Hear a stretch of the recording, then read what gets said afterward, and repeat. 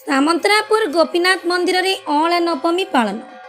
एरसमा block Chatua panchayat अंतर्गत सामंतरापुर ग्राम रे अँला नवमी पर्व पालन हो जाइछि। कार्तिक मास अँला नवमी दिन ठारू पंचुक व्रत पालन करा जाय थाए।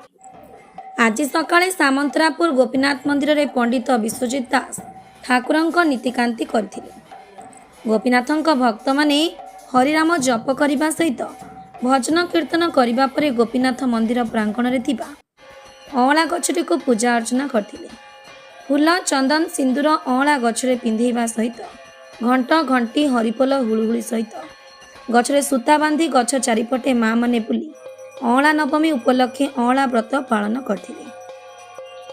एही अँला नवमी कार्यक्रम को दीप्तिमयी रथ स्वयंप्रभा त्रिपाठी, रीना राणी स्वाई, स्नेहांजलि महापात्र, कल्पना स्वाई, कुनमुनु स्वाई, प्रशांत स्वाई, प्रसन्न स्वाई समेत सामंतरापुर ग्रामर माँ माने सुचारू रूपे पालन करथिले।